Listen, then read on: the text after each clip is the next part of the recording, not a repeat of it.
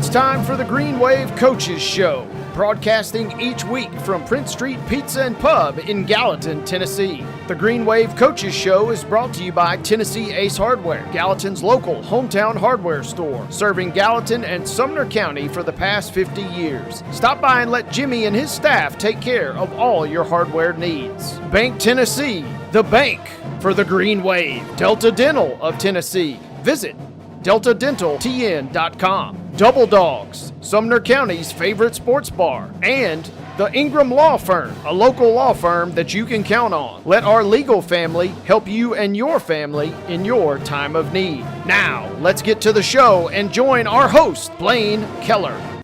We've reached the season finale of the Green Wave Coaches Show. Sumner County Sports Editor Blaine Kellar here with Gallatin football coach Michael Stroup after the Green Wave fell 24-9 to Blackman, the first round of the Class 6A postseason. Coach, this game was tied at 3-3 at halftime after a field goal by Austin Asherbrenner. What can you say, maybe the way your defense held through that first two quarters, the way your team played Thursday night? Well, I thought the defense played well all through the night. We came out and the kids played hard. Effort is, again, effort's not an issue. Our kids play hard and that they play through it.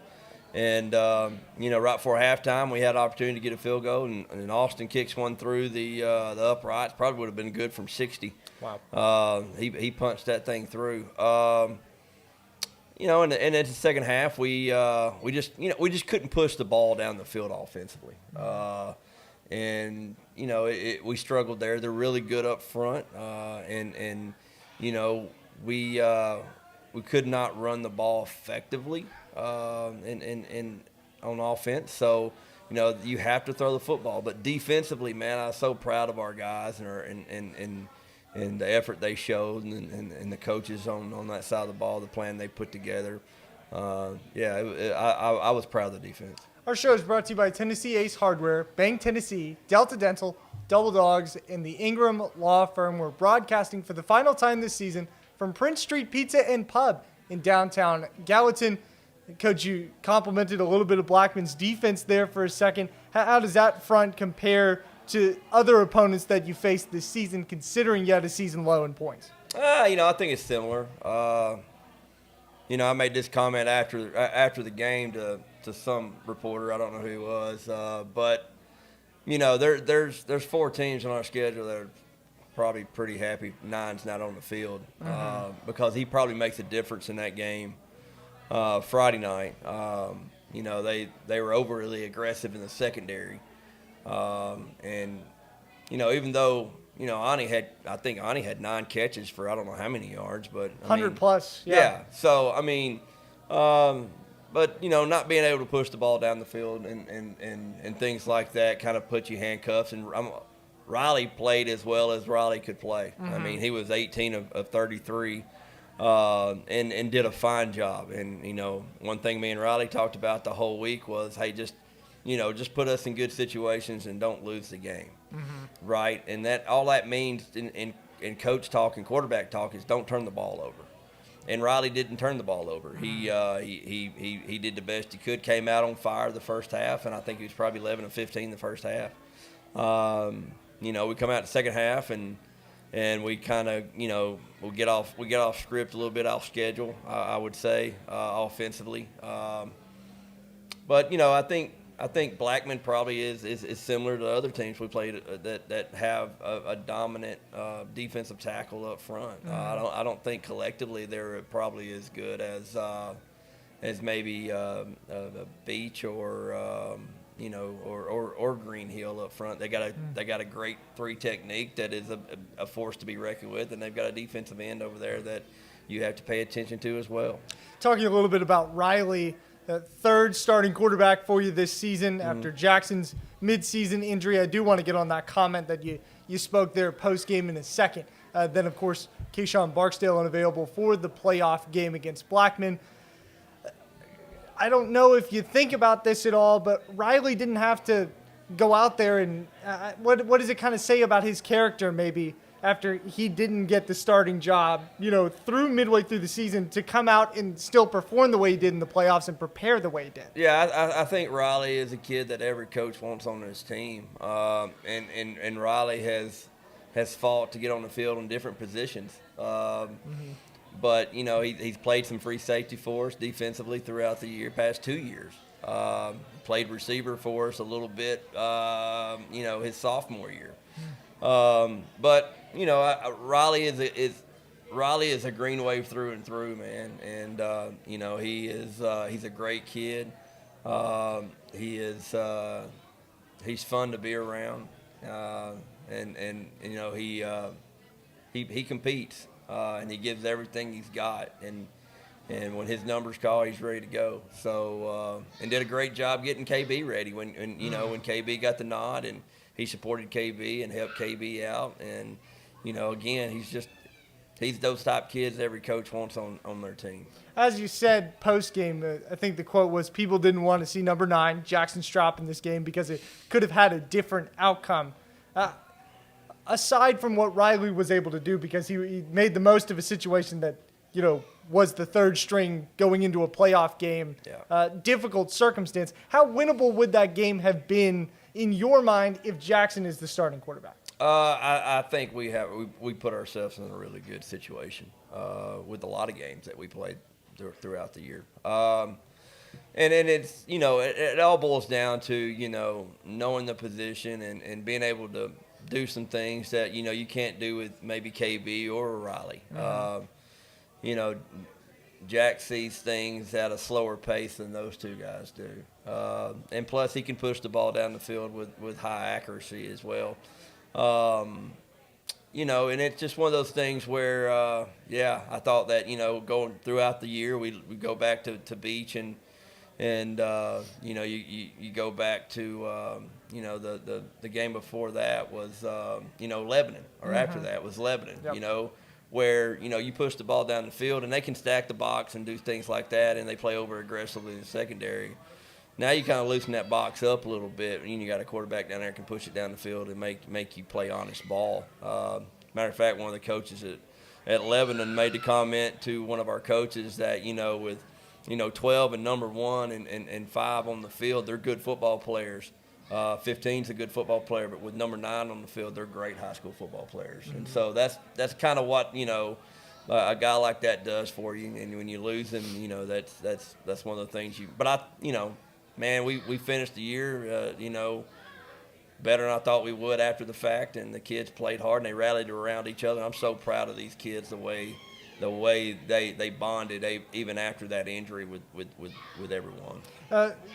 Closing up our thoughts on this playoff game against Blackman, then I want to get more of your thoughts on the season as a whole, talking specifically about those expectations after that injury. 21-6 after halftime, a 3-3 game turns to 24-9.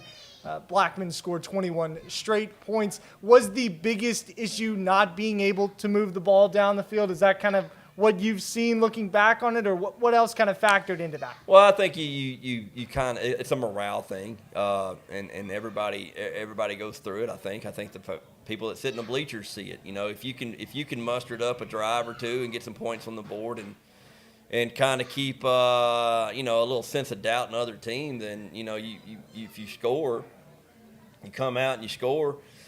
Say you come out and it's 3-3, you get the ball after halftime, and you hold them, and then you score and you go up 10-3. Who knows what happens? Yeah. I mean, it's just it's momentum and things like that, and in high school football it means so much. But I think us not being able to get the ball down the field and push it down the field hurt us. But again, I don't blame that on anybody. I think Riley played as well as Riley could play and did a great job for us. We had opportunities to make plays. We just didn't do it. You mentioned Ontario Scott earlier, 109 his receiving total with the touchdown and an interception on defense. I think you mentioned a little bit of tough love you had with him last week. How have you seen him play these last few weeks of the season, especially I think the second half, he's really come into his own and stepped up as a leading receiver with a few different signal callers. Well, I mean, I think that you can, it's easy for guys like maybe you or people in the bleachers to kind of see his growth over the year. But, man, I've seen that kid grow over the past, 2 or 3 years and maturity-wise. And, again, he's gonna have days where he just screws up, but they all do, I mean, I can't stop there. You take Justin Cagle, for instance, who's grown up so much in front of me, and has become a heck of a football player in his own right. But just those guys growing and doing certain things. Ryan Williams is another one. Malachi Harper. List could go on. Jamison Harden, Landon Peebler. Those guys grew up so much. And defensively, man, you got Javion Link over there. I can go down the list, man. But to see those guys grow and mature, I mean, there's, 2 or 3 years ago, somebody could probably take Ani and just choke him to death, because he was just irritating all the time to. But that's Ani's. That's who he is. He likes to have fun, and sometimes he crosses the line. But he's come so far as a person. 100% he has. It's an impressive senior group across the board for Gallatin that closed their careers Thursday at Blackman. Curious, Coach, do you have a thought on who the favorite in 6A is the rest of the way for that playoff bracket? Do you have a thought? I mean, I've got two. Oh, you've got two. Oakland, Ravenwood, probably the two top teams. Well, until Oakland, yeah, I'm going to go with Oakland. You're stick with Oakland? Well, I think I'd be a wise choice, don't you? I mean, history does speak for itself there, and it's tough to go against a team that's won that many state championships. Kevin Creasy's got a good program over there, and Rutherford County, unfortunately, ending Gallatin's season once again. We will reflect on the Green Wave season here on the Green Wave Coaches Show when we come back after this. At Delta Dental of Tennessee, we know our success begins and ends with providing superior quality service, and that includes serving those who need it most. This year, we're celebrating 25 years of giving back to the community we call home. Delta Dental, along with our Smile 180 Foundation, supports Tennessee's dental colleges and oral health education, children's hospitals, free and reduced cost dental clinics, and other like-minded charities. Here's to the next 25 plus years of ensuring healthy smiles. When you're looking for the right attorney, it's important to ask questions that address your needs and concerns. Is your attorney local? A local attorney is often more attuned to the specific issues and challenges you may face. Jay Ingram understands the Gallatin, Sumner County, and Middle Tennessee communities well. He's been practicing law here for 25 years. What are their primary areas of practice? The Ingram Law Firm focuses their practice primarily on the areas of criminal defense, domestic relations, civil litigation, juvenile law, and probate. Do they genuinely care about the community? Jay Ingram, his associate attorneys, and legal staff are not only skilled, but they're also deeply invested in their community. Managing partner Jay Ingram is a graduate of Leadership Sumner and has held leadership roles with the Sumner County Bar Association, Gallatin Green Wave Quarterback Club, the Gallatin Lions Club, and he's a graduate of both Leadership Middle Tennessee and the Tennessee Bar Association's Leadership Law statewide program. Why does all of this matter? Finding an attorney who understands, cares about, and is connected to the local community can make a significant difference in your experience and your outcome. Jay Ingram, Haley Medley, and Austin Knapp are dedicated local citizens and attorneys who are here to help you navigate your legal challenges with compassion. Reach out to the Ingram Law Firm PLLC today at 615-452-6613 or visit ingramlawyers.com.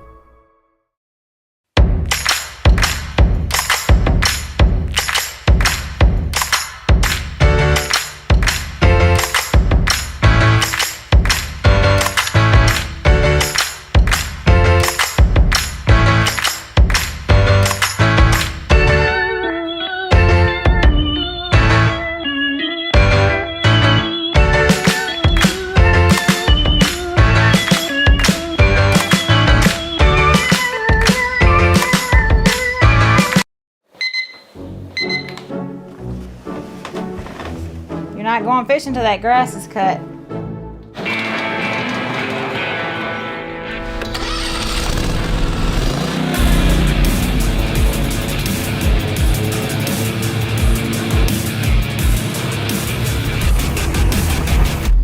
Dixie Chopper, speed when you need it. Visit your local Dixie Chopper dealer today or visit dixiechopper.com. Score big with your hometown team. Bank Tennessee is proud to be the bank of the Green Wave. We believe in supporting our community and we're dedicated to helping our neighbors succeed. When you bank with us, your deposits help fund local businesses, homeowners, and community projects. Go Green Wave! Bank Tennessee, www.banktennessee.com, in Gallatin at 544 Hartsville Pike, 615-442-7914, member FDIC, equal housing lender. The Green Wave Coaches Show is brought to you by Tennessee Ace Hardware, Bank Tennessee, Delta Dental, Double Dogs, and the Ingram Law Firm. Broadcasting for the final time from Prince Street Pizza and Pub, Blaine Kellar, Coach Michael Stroup, Ryan DeKeel, our producer in the back. Got to give a shout out to him for the work he's done this year. Man who's making the magic happen back there. Gallatin finishing with a 6-4 record on the year. You went 3-3, Coach, after Jackson Stroup's injury, I believe. And you mentioned expectations in the first segment. When you're managing through all of that, what that was for you as a coach and a dad, I'm sure the thought of where the team is going to go from here crosses your mind. What were those expectations through that weekend, maybe afterward, and how did this team exceed that? I think that, going back to the beginning of the year. Well, no, after Jackson's injury. So whenever you're 3-0, lose to Green Hill, Jackson goes down. Yeah. Where are your expectations at that point? Oh, geez, let's just get a first down. How do we, the offense is going to change, and how quickly can we adapt whoever takes the bull by the horns, they may say, and how do we make them, how do we circumvent the offense around that person? And I thought we did a good job doing that. I thought the coaches did a heck of a job of getting those guys prepared and tailoring a game plan for those guys. And you come out and you don't really know what to expect the first week. You go in there and we come back against Station Camp and you really don't know what to expect, especially when you go to practice and the kids' morale probably are down a little bit, and I'm in and out the whole week because I'm dealing with Jack and trying to get him to doctors and all that other stuff. And then, you show up on Friday and it's the Mayor's Cup, and people are kind of just walking around and pouting a little bit maybe. And I don't know, something happened right before we went out, man. The kids kind of clicked. We had something good happen for us, and it's one of those things where it kind of snowballed, and we had a good game, and we come back out the next week. I think it might have been Mount Juliet, and I think KB had an injury in that game, and he played through it. But then we come back, and you got bigger people up front than we have to face against Beach and Lebanon, and so we've got to, and I thought KB had a good game against them. I thought defensively we played as well as we could early on against Beach. I think it snowballed again. We come out the second half against Beach and we just can't get mustered up on offense, and so that kind of carries over to defense, and then we just had to play better. But I was proud of the guys, man. The second half of the season, the way they fought through adversity and stood up to it and met it head on. Can you take us through maybe what it was like Thursday night with Jackson's career kind of officially coming to a close in high school? I know you envision it going differently than him being on the sideline, but can you walk us through as a coach and a dad what that moment was between you two? I think for me, his last game was at Green Hill, and that was that was hard for me personally, because I wasn't ready for that to be taken away. Yeah. So that was hard for us as parents and for him. He still needed a hug Thursday night. He's not going to get to go out there with those guys anymore, and I think that kind of he hit that realization, and he was in the middle of the field, and I walked up to him, and he just put his head on my shoulder and said, "I just need a hug right now." I was like, "All right, well, have at it." But proud of him and how he handled the situation. There's a lot of kids and that would have folded up shop and kind of went to a dark place, and he fought through it, and it just speaks of his character and basically how he was raised. And so he rallied around some of those guys that were in the quarterback room and helped those guys out as much as he could. So proud of him, and Thursday night wasn't really for me as a dad. I had to go through that 6 weeks prior. Yeah. With regard to the quarterback position, of course, Riley and Jackson, both seniors, Kayshawn stepping in his first year at Gallatin, and he has a chance to play again next year. Did you guys view this second half of the season as an audition for him to be the quarterback next year at all? I think it was an opportunity for him to go out there and just help the team. I don't think KB thinks of it that way. KB will be the first guy to tell you just put him anywhere. He just wants to be successful and be a winner. And we had other plans for KB before that injury. Maybe playing a little corner and defensively and stuff like that. But all that kind of got railroaded at the injury. So. He just stepped up and helped the team out when we needed it. Well, you're graduating the all-time leading passer now, and going to have a completely revamped quarterback room then. Here in November 2025, do you have an idea as to what that position's going to look like in the spring and next fall? No. No, I don't. We'll have KB back. We've got a freshman coming up, Landry Roddy. We have Bartlett, who's a sophomore, be a junior. He's worked some at quarterback. So, all three of the guys will get some reps there. KB is probably the most versatile out of bunch. So, it's just one of those things where you just kind of. You got to step back, evaluate, but the biggest thing I'm going to do is probably just step back and spend time with the wife, which I have not done much of in the past 6 months. Yeah. In regards to the team, at the end of last year, you said we just got to get tougher, we got to get meaner across the board. Is there an emphasis, once you're done with that, of course, very valuable family time? Yeah. Is there an emphasis that you want to see across the board with this group? Yeah, I need probably 6 inches on the offense and defensive linemen. I need them to gain probably about, I don't know, anywhere between 40 and 50 pounds. So if you parents are out there, or soon-to-be parents, if you can find a way to make that happen over the next few years. So not tougher or meaner, just bigger and taller. Well, yeah. Our kids played hard, I don't know if you can get them tougher and meaner. When I say things like that, it's kind of like,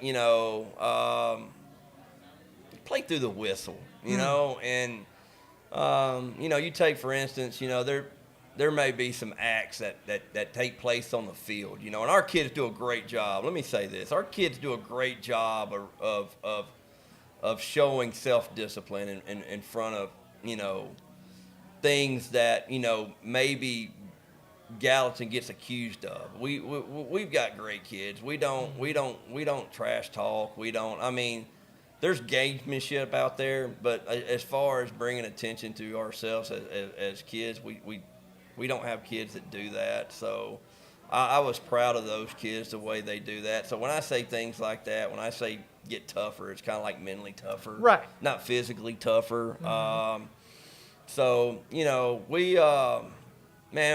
made this comment a while back. We're going to coach the kids that get off the bus and go in the hallways at Gallatin, and we're going to make those guys better, and we're going to make them better people, and along the way, we're going to make them better football players at the same time. One more to wrap up the 2025 season. on the Green Wave Coaches Show. Do you have to adjust and adapt as a coach in each offseason? If so, did you do that last season? How do you do that next season? In reference to? I mean, is there a way, is there something you reflect back on and say, well I could be better in this regard? Sure, 100%. I do that every year. I do it during the course of the year. I will survey our kids and ask them questions about what we could have done better, what they could have done better. I'm always looking for feedback to try to get better. We tailored practices different this year based on kids' responses and try to incorporate their ideas and whatnot. But if you're not trying to get better, looking to get better, then it's going to pass you by. And you can't stay the same. You're either getting better or you're getting worse. And I tell the kids that all the time. I do reach out to the kids. I reach out to the coaches on staff and get their opinions as well. And they're all anonymous, and they can be honest with me as much as they want to. So, that's how I kind of do things. To quote Gallatin's football program, don't matter, get better. Right. Gallatin's season closed on Thursday, and we closed the Green Wave Coaches Show after this. At Delta Dental of Tennessee, we know our success begins and ends with providing superior quality service, and that includes serving those who need it most. This year, we're celebrating 25 years of giving back to the community we call home. Delta Dental, along with our Smile 180 Foundation, supports Tennessee's dental colleges and oral health education, children's hospitals, free and reduced cost dental clinics, and other like-minded charities. Here's to the next 25-plus years of ensuring healthy smiles.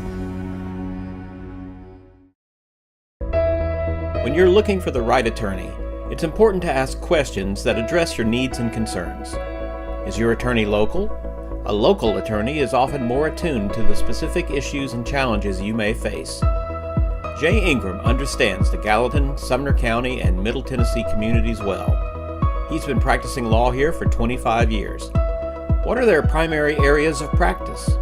The Ingram Law Firm focuses their practice primarily on the areas of criminal defense, domestic relations, civil litigation, juvenile law, and probate.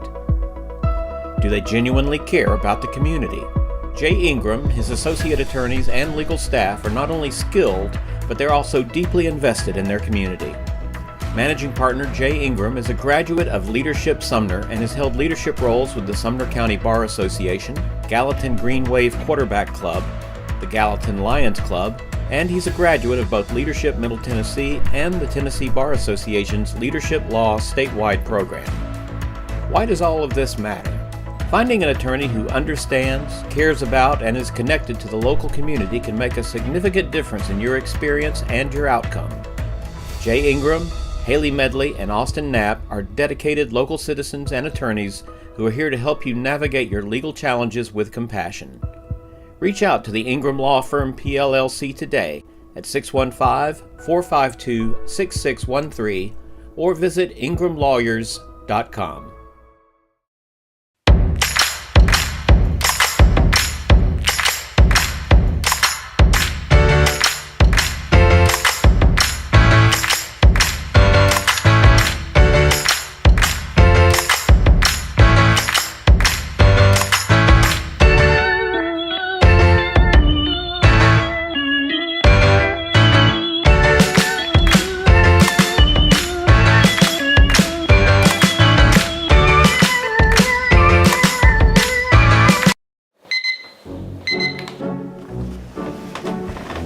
You're not going fishing till that grass is cut.